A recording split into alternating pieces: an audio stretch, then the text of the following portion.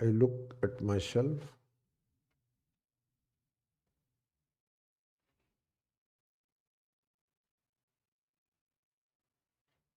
and examine the relationship with the names and forms.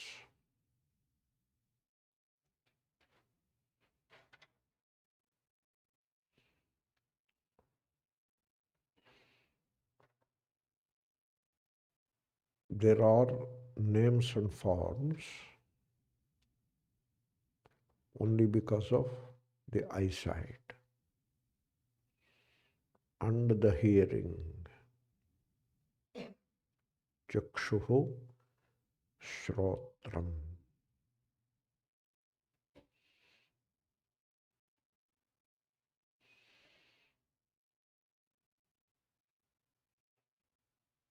I am in the heart as the awareful being,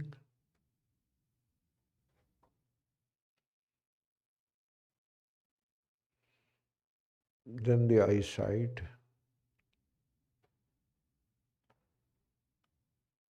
presently suspended by closing the eyelids.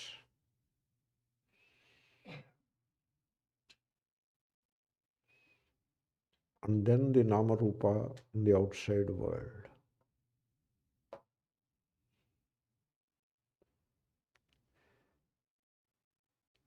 What is life? Life is the awareful being in the heart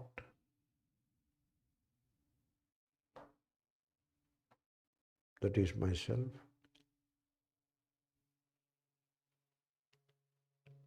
relating to the Namarupa outside, the names and forms outside,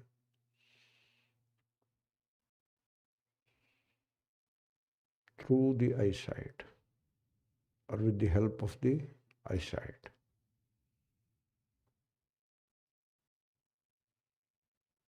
And also with the help of the hearing, the faculty of hearing. That is life.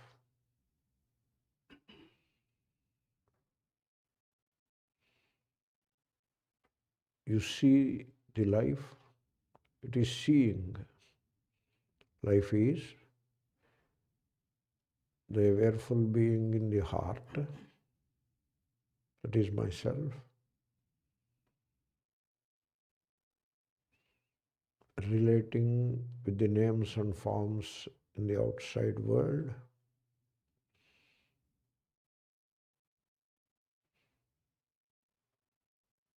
through Chakshuhu Shrotram, the eyesight and the faculty of hearing.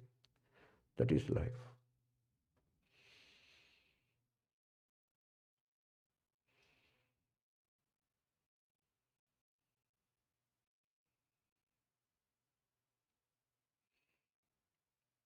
Be aware of the eyesight.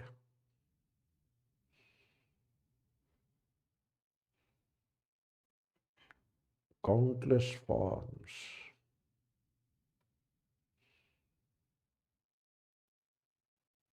were seen by the eyesight.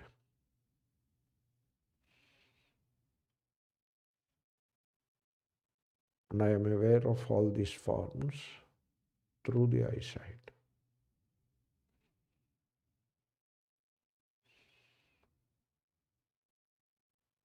Now the exploration is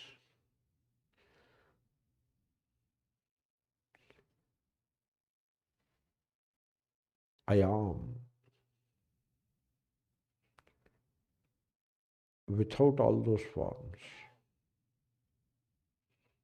because the forms appear and disappear. The forms ever change. whereas I am the changeless, ever present, the changeless.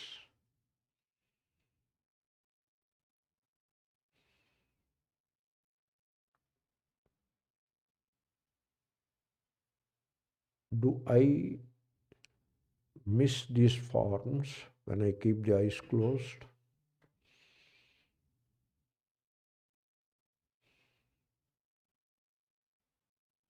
That question determines the attachment. Now, as I keep the eyes closed, in the absence of all these names and forms,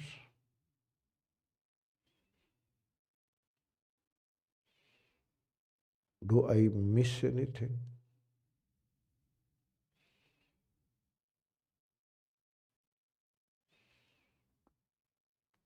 You have to see that. The scripture says you do not miss anything, you are unattached. But how do I feel about it? Do I miss the names and forms?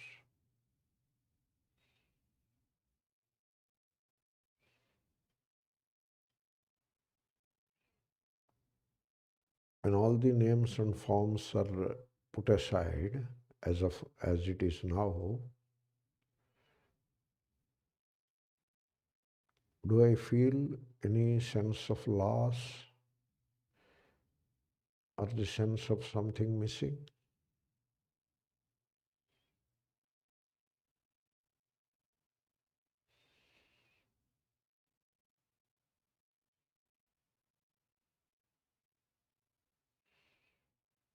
In the absence of all these names and forms, am I the same I am, or am I missing something, lacking something?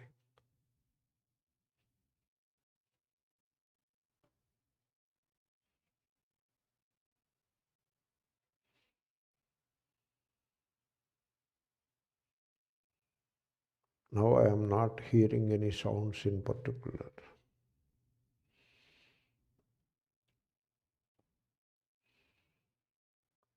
In the absence of this input of sounds, as it is now, am I missing something? Am I the same awareful being, or am I missing out on something?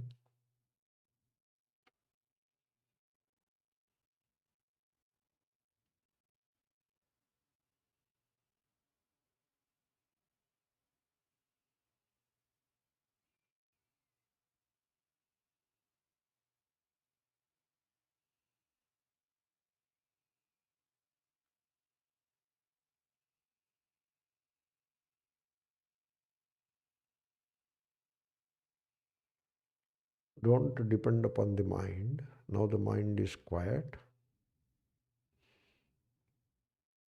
so not taking any guidance from the mind. I'm just examining myself by myself.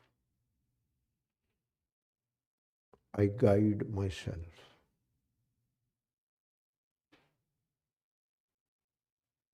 As I sit here and now with eyes closed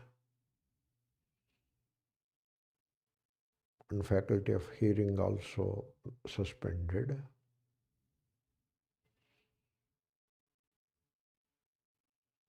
which means I am with myself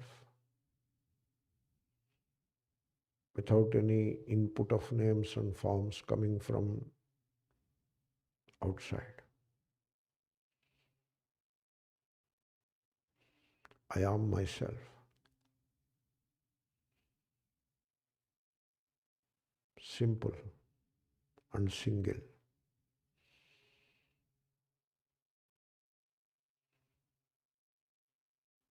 no input from the sense organs. I am myself, the pure, awareful being. How do I feel?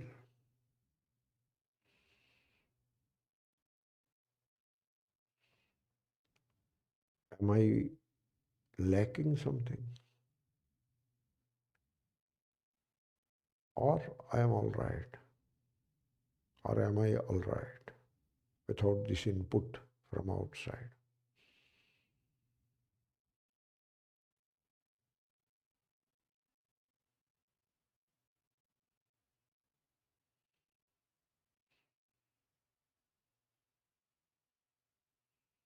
Am I okay being simple and single?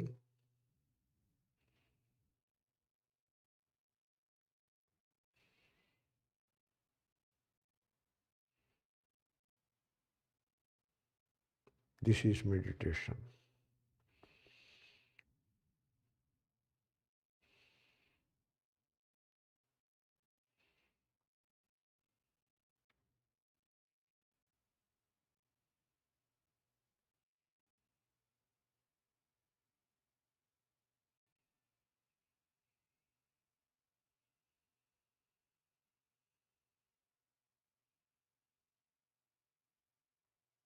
I am what I,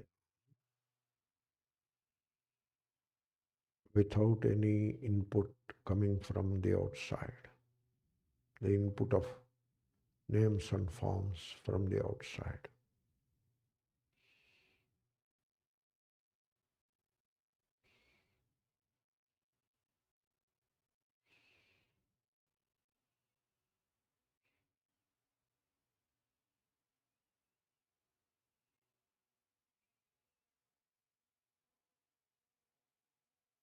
I am what I am without any names and forms coming from outside within.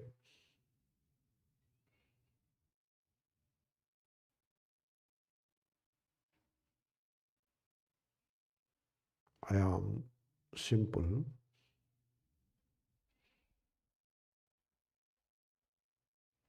and single.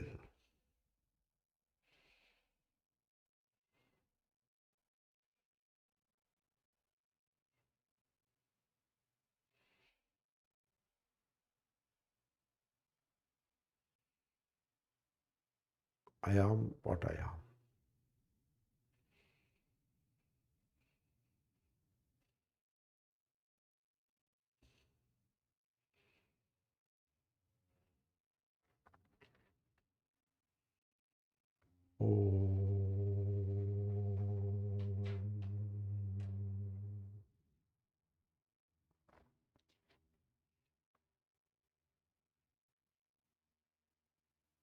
Sit at ease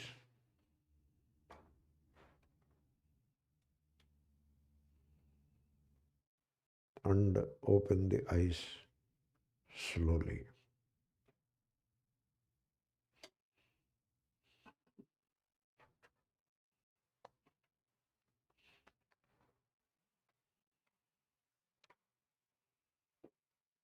Om Shri Gurubhyo Namaha. Harihi Om. Shruti Smriti Puranānāmalayam Namami Bhagavatpada Shankaram Lokashankaram dehendriyaguṇānkarmāṇi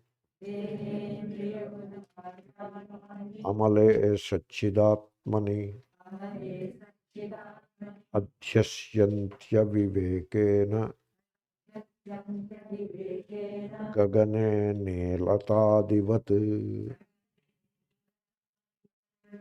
karmani, that is the word which is pending. The movements, the actions. So karmani, actions, you take it like that. Of what? Indriya. Indriya karmani. Like indriya gunan, indriya karmani. That is the verse. Indriya gunan adhyasyanti. The qualities of the indriyas, that is the shabda sparsha rupa rasa gandha, they are superimposed upon the Atma. Atma has nothing to do with the Shabda. But you have heard millions of Shabdas in life, right? How many Shabdas are holding on to your sense of I amness? Zero. You have seen millions of forms. It is like a screen, a movie screen. The scenes are continuously, the scenes are happening, appearing, not happening, appearing and moving out. A scene comes and moves out. So in Indian movie, the hero and heroine, they suddenly find themselves in a garden or a park and start a song. There is no reason, rhyme or anything for it. No context, nothing. It happens without any context. Generally, things happen in a context. But this dance and song happens without any context. In Indian movies are particularly known for that. Therefore, the dance starts appearing. The dance is happening, not happening, appearing. It appears as to happening. We feel it is happening. Nothing is happening, only appearing. Nothing is happening. The dance is over and something else begins. Therefore, life goes on. What is a movie? Movie consists of two things, sambhogaha, sangharshaha. So enjoyment and fight. Enjoyment between hero and heroine, fight between hero and villain. That is the movie. Sambhogaha, sangharshaha. And what is life? Bas itna hi baat hai, same. Same. Some enjoyment and some fight, some sorrow, etc. So you fight with the life, you struggle with the life, sangharshaha. You enjoy life, sambhogaha. Sambhogaha comes and goes. Sangharshaha comes and goes. Now, what you have to understand is, when these names and forms, guna, shabdasparsha rupa rasa gandha, they happen and vanish. They happen and they vanish. Not really happening. Appearance only is taken as happening. So, appears and disappears. So, what is the state of I am? As all these names and forms, all these indriya gunas are happening and vanishing, as they are happening and vanishing. What is the state of I am? Is it getting impacted? People think so. You have to examine. That is all you have to do. People feel that they are impacted by what is happening outside. Outside means only this much, shabdasparsha rupa rasa gandha. Five is a bit more complex. Two, nama rupa. Nama what you hear, rupa what you see. So these nama and rupa, what you hear and what you see, they are constantly changing and changing and changing. Or do they impact the pure, awareful being? You have to examine it. That examination is called meditation. And suppose you see. As you examine, you see. Just like examining this flask. As I examine, I see what it is. Similarly, you examine the relation between you and the names and forms. Because life is a relation. Between you and the names and forms, what is the relation?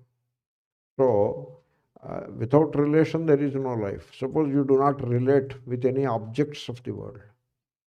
Objects is another name for names and forms. What you call objects, they are but names and forms. So, can there be life without relating to the outside names and forms? There cannot be any life. Suppose you are in New York, you are relating with outside names and forms. So somehow you get some fancy and go to Uttarakashi and sit there. Will you relate with names and forms or not? You will continue to relate. There is no life without relating to names and forms. Then in this relation, let us say, call it a relation, in this relation, the names and forms are constantly changing, whereas you remain the changeless, awareful being. Now the question is, these names and forms, are they impacting the awareful being that I am? Are they impacting? You have to ask that question. You have to look into that point, that issue of relating. You have to look into it. When you carefully look into it, Suppose you see that, no, the names and forms constantly change. I remain changeless. That is what you see. And then names and forms, they do not impact the pure awareful being that I am. I remain the same. Names and forms come and go. I remain the same. You see that. Now you realized that you are not attached. This is called understanding. That insight, that insight it is called. I know in my heart, I know. Not knowing here. Knowing here is somebody said in the scripture and you collect it and put there. And say asango hyayam purushaha. That is not knowing. That is knowledge. That doesn't help. You see that there is relating with the names and forms, but this relating, it doesn't impact aham. Aham is avikriyaha. It is not modified or changed or impacted or affected by all these names and forms which are continuously coming as a procession and going, not impacted. Aham avikriyaha. Suppose you see that. You have to see that. You see that in nididhyasanam. You see that. Now you understand, I am unattached. That is the verse. That is the recap of what went yesterday. Dehendriyaguṇān. People are ignorant. Therefore, what they do? They superimpose these indriya gunas, namely nama rupa, upon themselves. So they feel unhappy, excited, anxious, etc. They become anxious like that.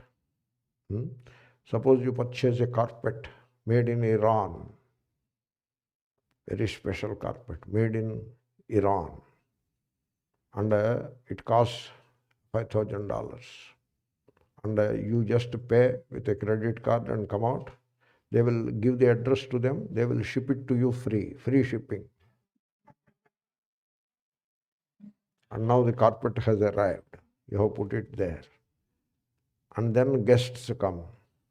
They all trample upon this carpet, this side, that side. They will be walking, having coffee, and a drop falls on the carpet also. Now what is happening to you inside? Means in the relationship, the nama rupa, carpet is a nama rupa, a physical object, lifeless. It is capable of impacting you. This is called aviveka. Adhyasa, superimposition. That is how people live. So I said the example of carpet because one day I went for satsanga, and someone who came for the satsanga, he should understand the mind of the hosts, but in over-enthusiasm, saw the carpet there and put it there. And that carpet came from Iran. In Indian rupees, 80,000 rupees. And the carpet cleaning, a person comes to clean the carpet. He charges 5,000 rupees to clean the carpet. And this man, very insensitive, he saw the carpet there. Swamiji is ready to take the class and all the people have to sit. Therefore, he pulled out the carpet and put it because it looks good. And all the people started trampling upon it. And then I noticed that the hosts are not comfortable with it. Then I told, we don't need carpet, roll it back and put it. We see some simple things we will put like that. Therefore, so this is how we live. Adhyasyantyavivekena. We allow the outer things to impact us. That is how we become anxious. You see how we are anxious people. Because the outer things impact us. That is how we become anxious. We live in a perpetual anxiety because the outer things are impacting us. This is called adhyasa. And this adhyasa is there only because of aviveka. Avivekena adhyasyanti. What is aviveka? Lack of discrimination. Why there is no discrimination? Because you have never examined it properly. Suppose I start drinking from this side, water. I cannot drink, no water comes. And the water comes from here and falls upon the nose. And I drink like that. Means why am I doing like that? Because I am not noticing it. I have not noticed it. Had I noticed, I would not put water on my nose. I will put it in the mouth only. You have to notice. You have to examine.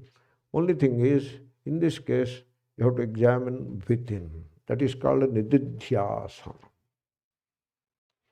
Shravana Manana will be there, but you do nididhyasanam also. And you check whether you are impacted by the Namarupa of the outside, whether you are impacted. They are coming within. Because there is a relation in life, so the Namarupa are fed inside. They are put inside. They are moving, they are coming inside through the sense organs. But are they impacting the awareful being or not? You have to check it. So Namarupa, Shabda, Rupa, etc. that we finished. This is all recap that we finished. Now we come to karmani. Indriya gunan, finished.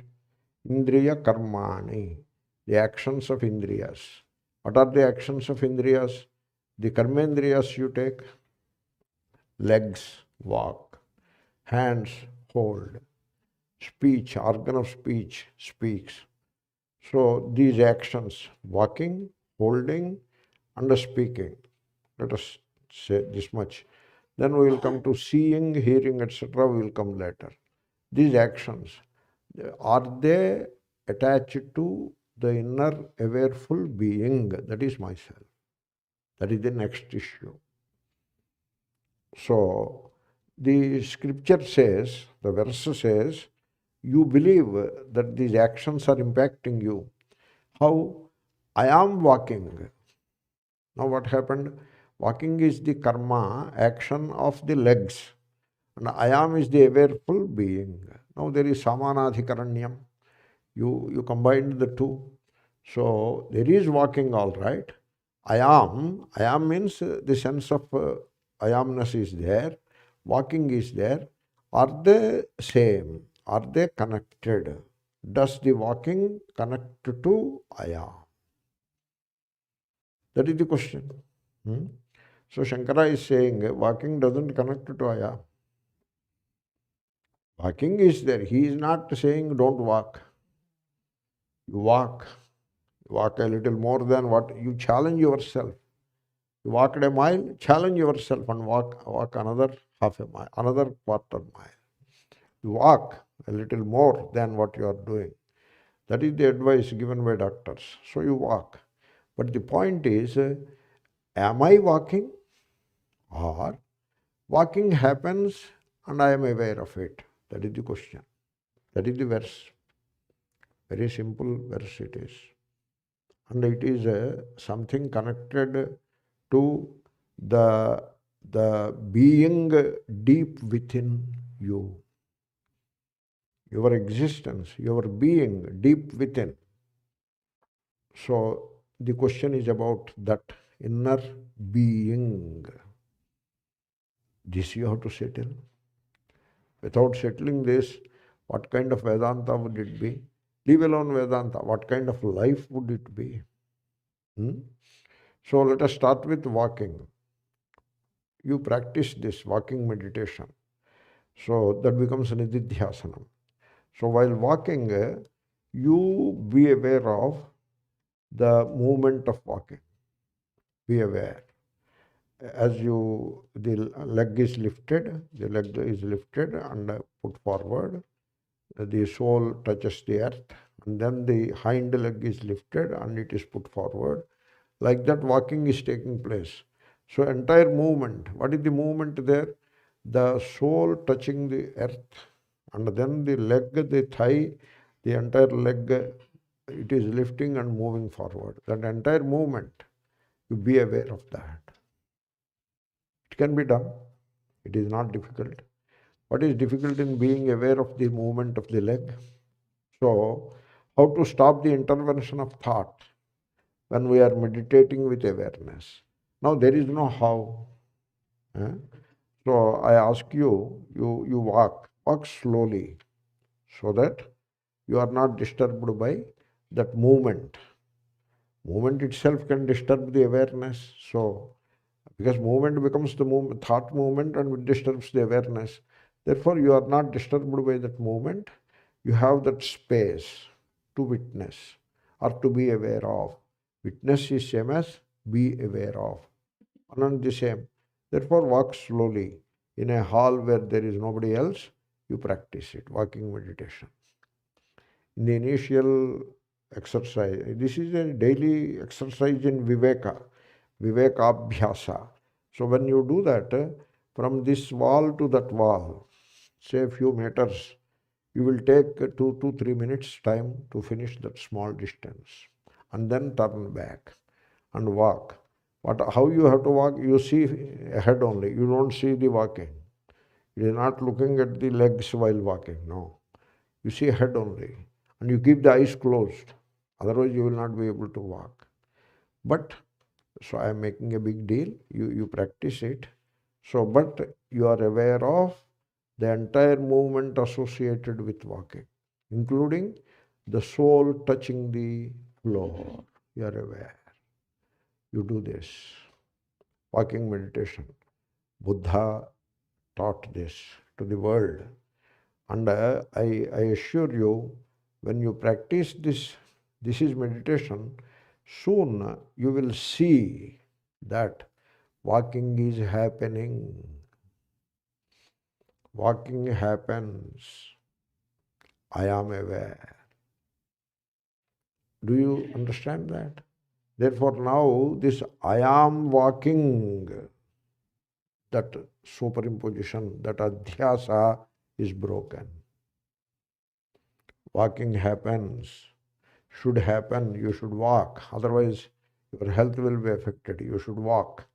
Walking, you see, human being, the biodynamics, they say, the biomechanics, the biology associated with mechanics. So human body, it is designed to walk. That is how it is designed. And walk includes legs also, hands also. Not only legs. Walking is not just legs, hands also. In fact, in walking, the entire body is involved. Entire body. Therefore, you walk, but you practice this as a small session of 5 to 7 minutes and see how it works for you. So can you break this superimposition, this adhyasa? What is the adhyasa? I am walking. I am walking is meaningful only when you are the body, right? If you are the body, you can go home and I will go to India, okay? Why we should sit here and struggle like this? What is the meaning of it? I will go to India and you go your homes and do your job. You give up everything and sit here, and I am sitting here thinking of India. Why all that? Why all that? Only because you are not the body. That's why. Therefore, dehendriyaguṇānkarmāṇyamale, so walking, you don't superimpose upon the I amness.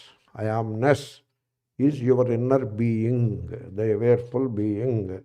Do not superimpose walking, which is the function of a pair of legs. It is pair of legs is karmendriya. It is the function of karmendriya, and the function is great in its place, but no need to superimpose it upon Atma. That is what he is saying. Ātmabodhaḥ is like this, very down to the earth kind of a vision it is. Very simple, down to the earth. Okay? Then this is more difficult. The speak thing is more difficult. That's why I advised the walking first. So the speech thing I apply to myself. I am speaking. So first I believe that I am speaking. And then I qualify the speaking as a teaching. Teaching is also speaking. If you fight with somebody, that is also speaking only. But this speaking is not that kind of speaking. This speaking, scriptural words are spoken. Therefore, instead of saying I am speaking, I can say I am teaching. Look at that. Okay, I am speaking, nobody looks at you. Everybody is speaking. Whereas I am teaching means not everybody is teaching. I am alone, I am teaching. That is a special qualification. I am teaching. And then I am the teacher. Okay. Then I notice some of the students who studied with me are teaching in their turn. This happens all the time. It happens with everybody. Suppose you teach mathematics. You started as a teacher of mathematics, you started in 30s or 20s or 30s you started. Now you are in 70s, in 40 years you are teaching mathematics. Like right there, right? And now many students who studied with you, they are teaching mathematics in their turn. Now, so now you are not just a teacher, you are a teacher of teacher. So the adhyasa began as I am speaking, and now it went to somewhere. Is this samsara or not? It is samsara. Even in Vedanta, to say that I am a teacher, you don't say I am a teacher, you say I am the teacher. You begin, so the adhyasa, it goes on, it becomes deeper, deeper, deeper. I am speaking becomes I am teaching. I am teaching becomes I am a teacher. I am a teacher becomes I am the teacher. So you are now a prisoner of your own adhyasa. Is it not so?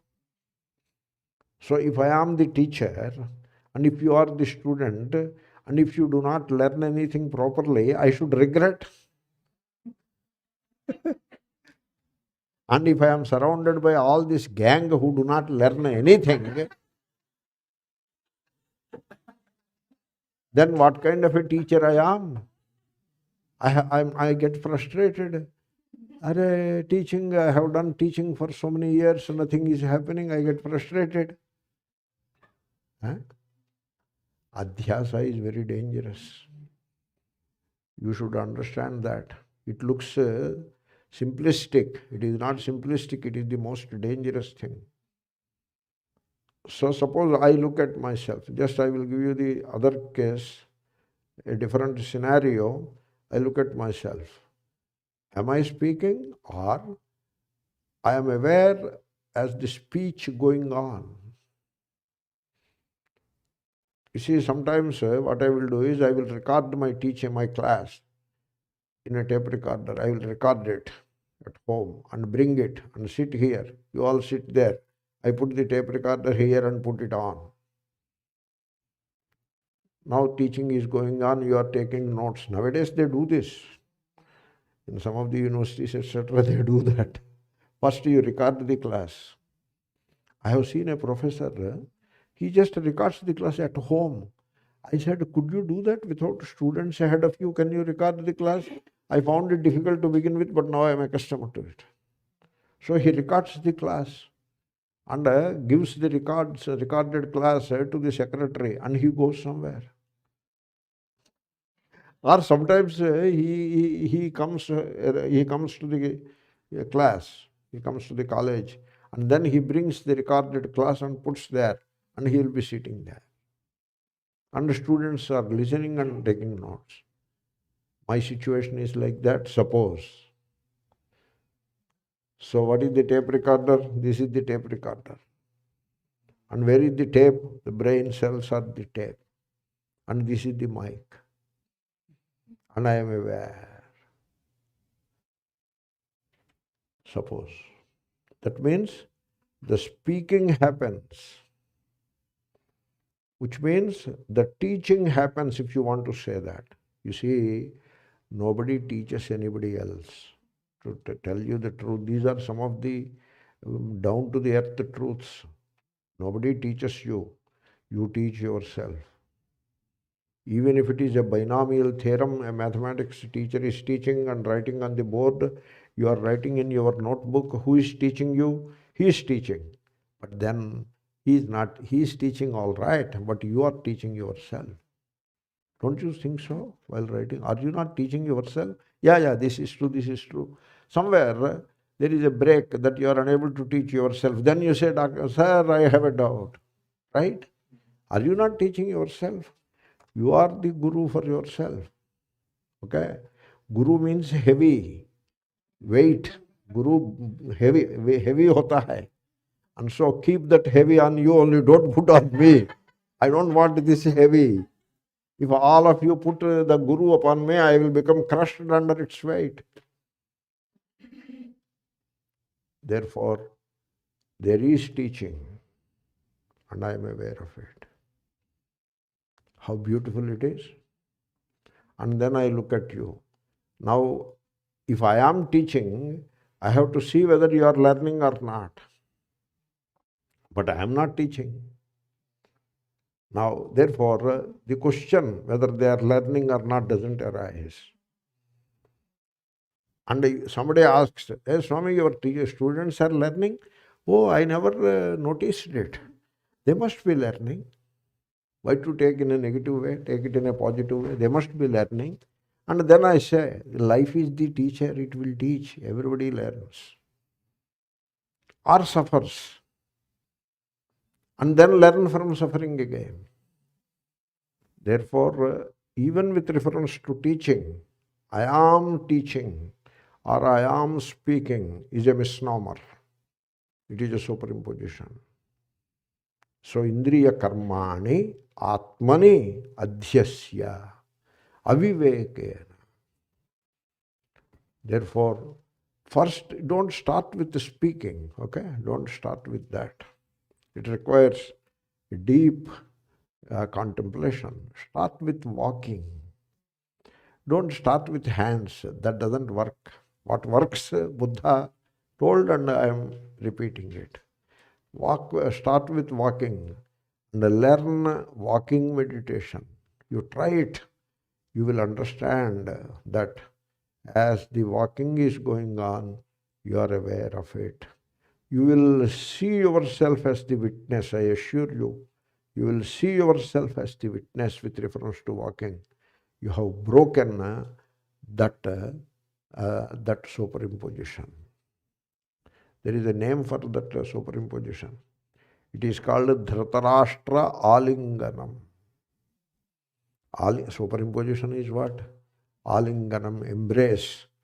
That dangerous embrace it is, that you allow the actions of the organs of the body to be superimposed upon you. That embrace, that adhyasa is very dangerous. It binds you. So therefore, you let the work is done. The work happens. Work happens. You are not the doer. So that is the next verse. I will come to it. So indriya karmani adhyasya.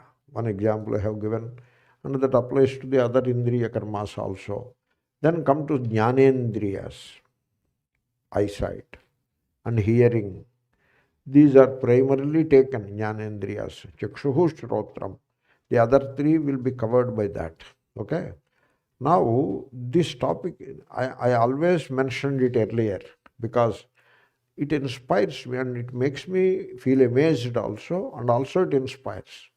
Bertrand Russell has discussed this topic in his book, Problems of Philosophy. He discussed this topic. I was amazed, my God. He is speaking the language which Shankara is speaking in this verse. Exactly. And you know what is that he says? I see the flower. There is the flower.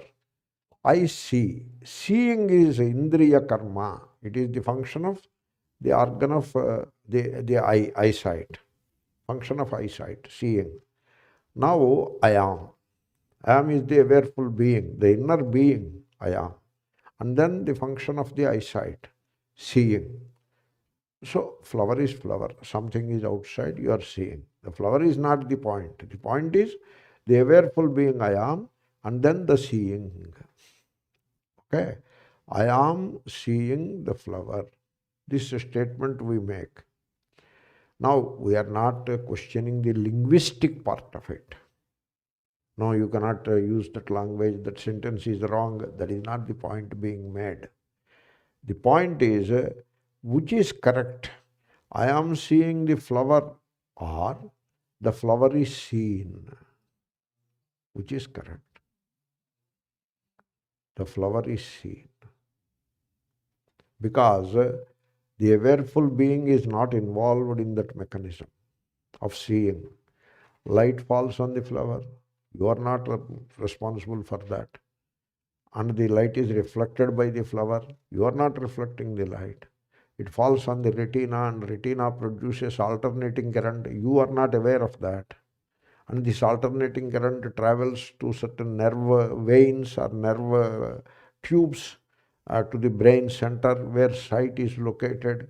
All under the brain center is integrating all these optical sensations, millions of them, in the form of small electricity, minute micro electricity, alternating, and they are all integrated. And the mind has the software. Based on the software, the product of the outcome of that integration is flower, that cognition of the flower. Now, you are not involved in any step in that. You are not involved. You are the awareful being. Everything is happening. So why do you put it on yourself? Bertrand Russell, of all people. So he says, I see the flower is a misnomer. The flower is seen. Better, you change the language also. The flower is seen. The sounds are heard. Do you hear? Or hearing happens? Hearing happens. The sounds are heard. You do not hear. The sounds are heard. You are the awareful being, ever witnessing. So you have to discover yourself that way. Then you are free in life. How free, I will tell you. How free. You have to practice it. I don't know whether I will be able to explain properly, but I will try. You see, I was talking with a person about an unfortunate person. I was talking with their family members. And that person, very angry, very frustrated. I am talking on behalf of this unfortunate person. And the other person is very frustrated, very angry, this and that. So that person told, oh, she is mad. She is pagal hai, mad, schizophrenic. She doesn't know the word schizophrenic, she knows only mad. Then I said, true, it is true. No, not only she is mad, you are also mad, she told me. She told me. Because I am associating with the mad person, therefore I am also mad. I said, you are right. You are right. What you say is true. There is nothing wrong in it. No, in your family itself there is madness. I said, even that is true. That is also true. So, I was not hurt. I was not hurt. Then I was not hurt. Now I am not hurt. When I recollect that episode or event, I am not hurt. Why I am not hurt? What is the secret of it? The secret of it is, I am not hearing as a body-mind identified person. I am aware of the whole event. Here is an unfortunate person given to some schizophrenic illness, and there is another samsari unable to take this event in the proper spirit. And everybody has his own or her own frustration. We have to understand that. They have their own frustration.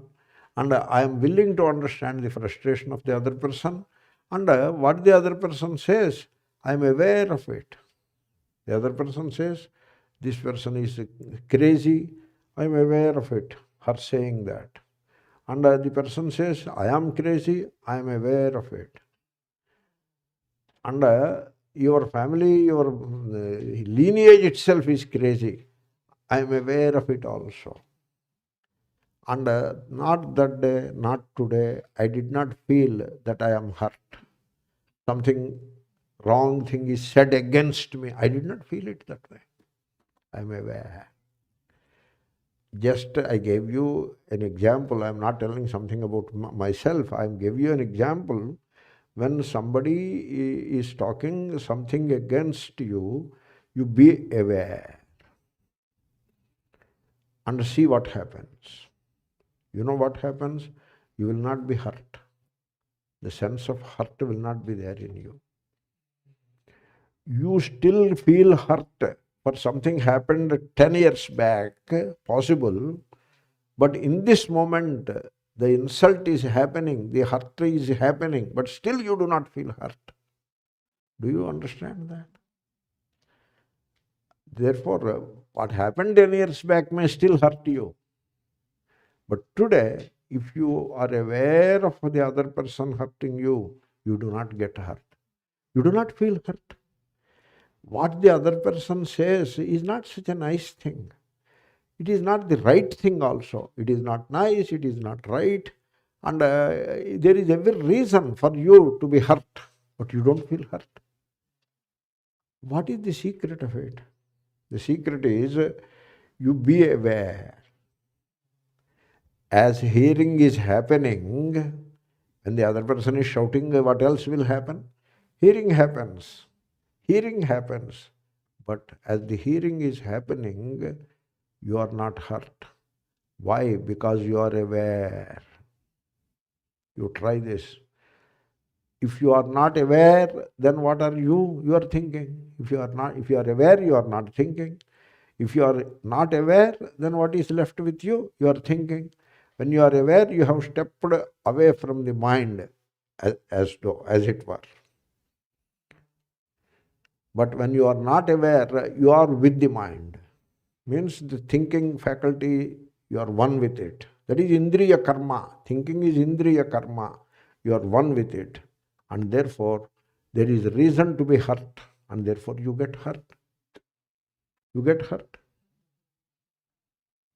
People get hurt so easily. They are traveling in the flight and she is serving coffee or some cookie like thing they are serving. They do it because it is their duty, they do it. They were asked to serve with a smile. That's why she is smiling. Otherwise, she has no reason to smile at you. She has her own problems. Why should she smile at you? Of all people, at this guy, why should she smile? She reserves her smile for someone who is waiting at the other end of the flight. So, therefore, she smiles at you and gives it. And suppose she did not do it properly. The person gets hurt and picks up a quarrel.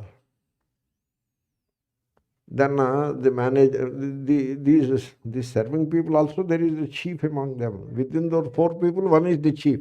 He comes quickly and he tries to subside the situation. Okay, sir, please take it. Okay, you go. I will serve, you go. And he will give you, please, sir, please take it. Please don't mind. Like that he will do. But suppose you are shouting further. Some people do that. Arey, what is there to get hurt? Arey, she did not give me coffee properly. That's why I am getting hurt. I paid ticket. Don't I deserve a nice cup of coffee in the flight? Or what is going on? I will complain. They listen to it. They were trained. You don't reply. Just keep quiet. They don't like it. They don't like it. And in case you cross that limit, there is a Lakshmana Rekha there. You cross that limit, you will get arrested by the time the flight lands. They don't spare anybody. You see, the airlines people, they are the business spirit is into their bone, in their DNA it has gone into it. They don't love you. They love only your business. And they say that. We love your business. They say that. God bless you, very good. They don't love us. They love our business only. Be aware. Why do you get hurt? For everything you get hurt. Huh? So a person telephones and says things. I smile and keep quiet. Then my mind tells me, "Arey, this is a context to get hurt and make your mind known to the other person." Then my awareness tells me, no, no, no, no, don't identify with the mind. You need not make your mind known to the other person, not necessary. Just bless the other person, that is enough. So awareness. Don't identify with the mind. It is the mind which gets hurt. It is the ego which gets hurt. I asked a Mahatma, why Bhagavan has created, is in the form of Atma. Bhagavan created body-mind. He should have stopped at that. Why did he create this ego also? Body, mind and Atma, that is good enough. Body-mind is the apparatus and Atma is the power, real power. And body-mind is temporary, transient, and Atma is the permanent, timeless. Good enough. Where from this ego came? Then the Mahatma told, you need ego. For what? To get hurt. Otherwise, who will get hurt? Body gets hurt, body-mind gets hurt. No, mind is a thought process. Body doesn't know. Then Atma gets hurt. No. In Atma there is no second. Therefore, some element should be there to get hurt. And the name of that element is ahankara. Okay.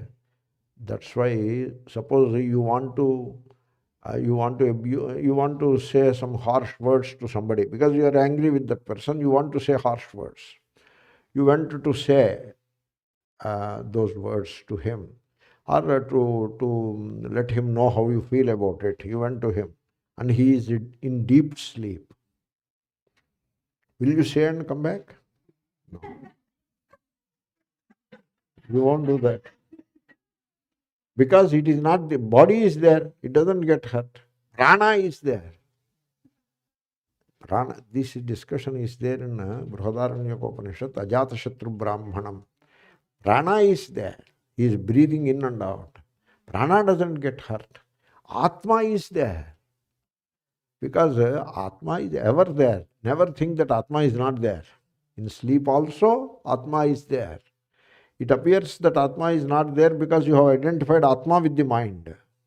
And mind is not there. Therefore, you think Atma is not there. Atma is there. But he cannot speak his mind because Atma doesn't get hurt, Prana doesn't get hurt, Deha doesn't get hurt. And mind should come, and along with the mind, ego should come, that ego should get hurt.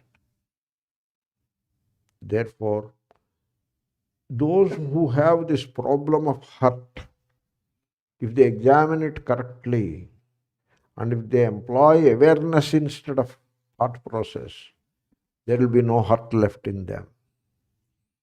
They will not be hurt. If any hurt is there, you have to remember what happened some time back when you are not so wise, and remember it and feel hurt. Even that will vanish. Therefore, this indriya karmani, the thought process, which is the source of hurt, etc., and you watch yourself away from it. Thought process is indriya karma. Indriya is antarindriya, mind. So thought process is the function of the mind, not your function. And so you do not superimpose the thought process upon you.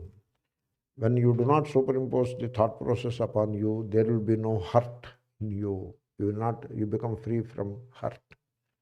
Therefore, don't do that adhyasa. You see, what is meditation? You are thinking and thinking and thinking. That is not meditation. To be aware, that is meditation. Because when you are aware, the thought process has come to an end. That is meditation. Nididhyasana, So thoughtlessness is meditation. But you should not confuse thoughtlessness with mindlessness. They are not the same. So let thoughts flow. Watch them. Why thoughts flow? Because it is the mind. The donut machine is put on, so the donuts will be coming. Similarly, the thought machine is on, that is the waking state, and therefore thoughts are flowing. Let them flow. Don't have an issue with that. Let the thoughts flow. Watch them. Then the mind becomes slow. That is a very good development. That is the power of watching. And the mind becomes quiet. Keep it quiet. When it is quiet, keep it quiet. Be awareful. When the mind is quiet, you are a awareful being. Continue like that. What happens is the mind doesn't like quiet. The mind wants movement. That is the vasana, karma vasana. And not only karma vasana, it is working well today, much better. So, karma vasana comes from manovasana. Mind cannot keep quiet. It is active, not just active, it is hyperactive. That is the vasana. Okay? And because of the hyperactivity of the mind, there are so many karmas, so much of action or activity in life originating from the hyperactivity of the mind. Yeah. Therefore, you don't need it. The mind becomes quiet. Keep it quiet. But then there is a vasana in the mind. The mind wants to think because it is bored. It doesn't like the peace and the quiet. Be aware of that. That is the problem with the mind. Be aware of that vasana. Don't yield to that. And keep the mind quiet. And so that peace which comes from that inner quiet, don't get bored with peace. People say, oh, I am bored. What does it mean? He is bored with what? He is bored with the peace. You see, I was with a Mahatma and I am coming out. There is nobody else around. Then the Mahatma says, Arey, call those people, ask them to come. Because I am alone here. So I went and told, he is calling, go there. Means what? He cannot stay by himself.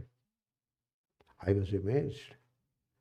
So life can be like that. This is how, when you are bored, means you are bored with peace.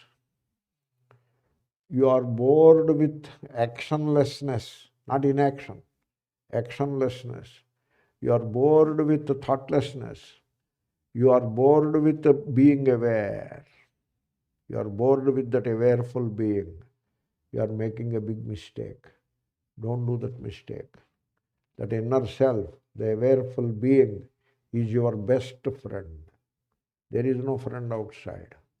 The inner awareful being is your best friend, is your best savior. It saves you. And your best refuge, that inner awareful being. Don't get bored with it. Don't do that mistake. So befriend that inner awareful being. Befriend your own innermost self. And don't yield to this vasana of the mind. Remain quiet. Okay? Suppose you are disturbed. You experiment anew. Don't allow the functioning of the mind to be superimposed upon your inner awareful being. You experiment again. Start watching the mind again. Let it become quiet. If it becomes quiet, let it become quiet. And if you have to experiment again, you do it again. This is the nididhyasanam, by which indriya karmani, the thought process is also indriya karma. It is not superimposed upon you. That is how that verse is talking about an important aspect of the inner life. Okay? We are done with the verse. Now let us say the verse. dehendriyaguṇānkarmāṇyamale saccidātmani adhyasyantyavivekena gagane nīlatādivat ajñānānmānasopādheḥ kartṛtvādīni cātmani kalpyante'mbugate candre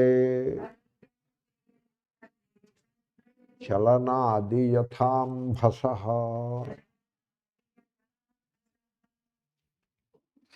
This verse is a beautiful verse, very important verse, but some of it we have covered. The karma, indriya karmani, we have covered. But then the sense of doership. Indriya karmani means the functions of the indriyas, one function, another function, another function. They are being superimposed upon the inner awareful being. You should stop it, and that we have seen. But it is not about the functions of the indriyas. All those functions put together generate a sense of doership, that I am the doer. That is the ego. So when eyes see, ego says I see. When ears hear, ego says I hear. When mind thinks, ego says I am the thinker. I am the thinker. That is the ego. Another name for sense of doership is ego. That is the topic here. Sense of doership, that is being addressed. Having addressed the indriya guna and indriya karmas, now the sense of doership is addressed. That is this verse. I was in the childhood, we were going to the movies and all that.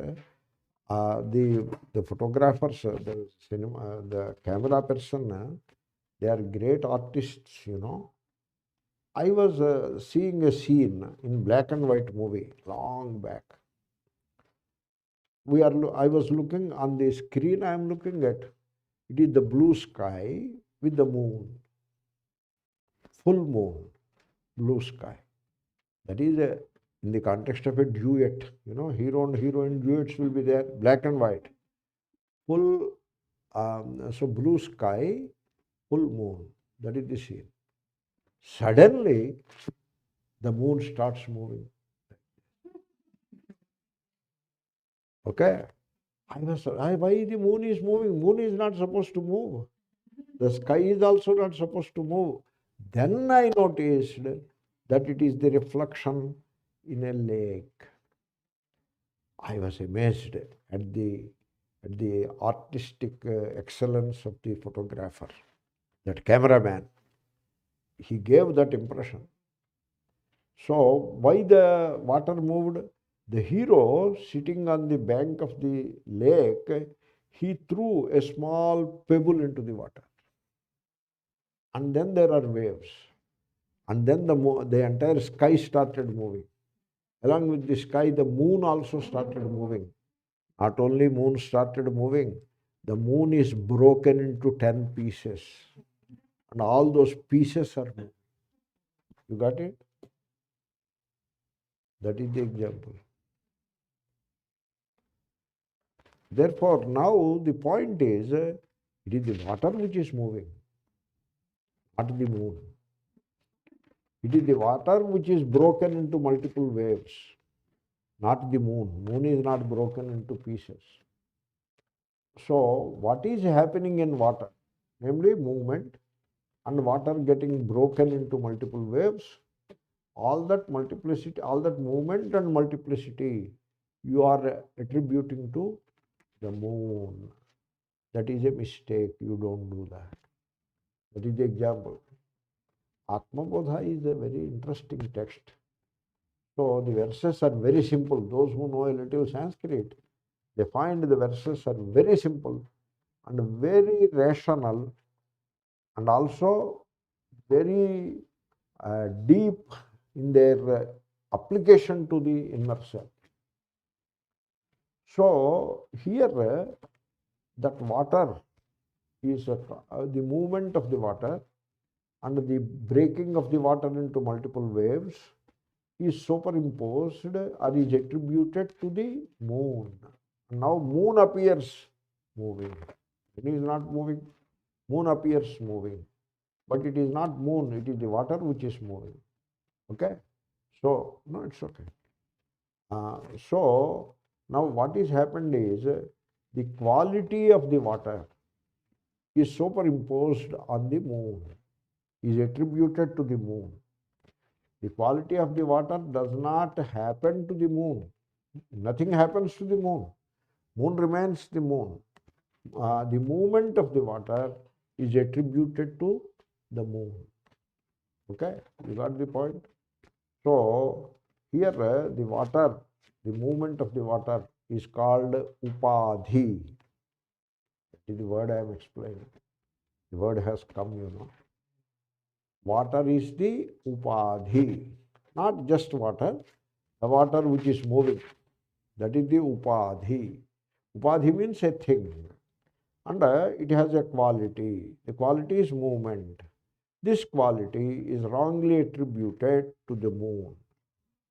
Therefore, the moon is affected by the upadhi, of course wrongly. And therefore, the water which is moving is the upadhi and the moon is upahita. Okay? Ha and dha, they are related.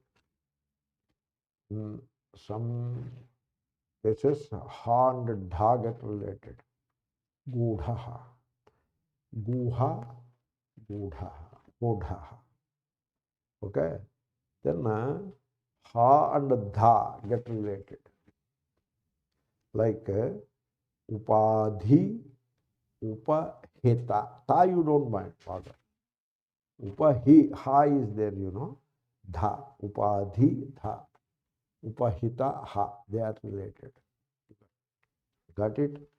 So, therefore, water, moving water is the upadhi. And the movement of the water is attributed to the moon wrongly. Therefore, moon is upahita. There must be a wrong. It must be wrong. Then only the language of upadhi and upahita should be used. Otherwise, you should not use that language. It must be wrong. Means there is a confusion involved there. Because of the confusion only, you are attributing the qualities of one to the other. And the other is called upahita. The one is called upadhi. And there must be confusion. And here, that's why Shankara says ajñānānmānasopādheḥ. Okay. So, the sense of doership is there. Where is this sense of doership? Where there is action, there must be actor. That is how we assume. There is action, so there must be actor. And therefore there is doing, therefore there must be a doer. You assume like that. It is wrong. Because in the world, in the nature, there is so much work. So let us separate the words. Work versus action. All nature works. All nature works. There is no doer.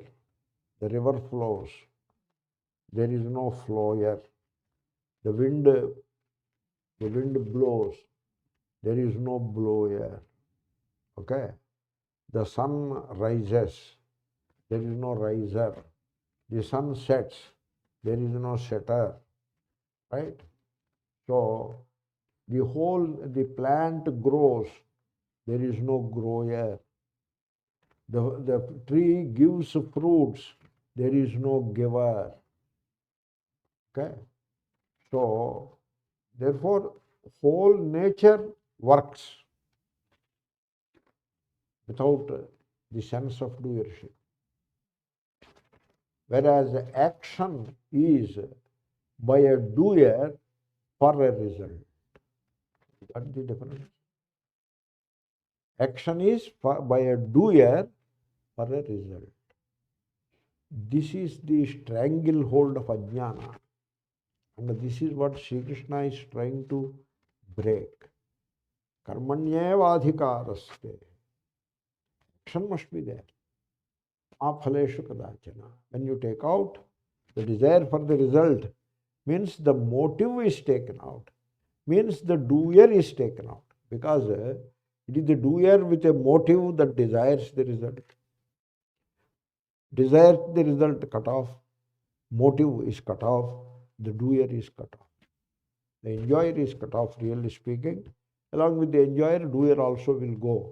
There will be, now that is not action anymore, that becomes work. Means you are working. There is work in you, the body mind, like there is work in entire nature. But there is no doer in you. Do you see the difference? We'll discuss it.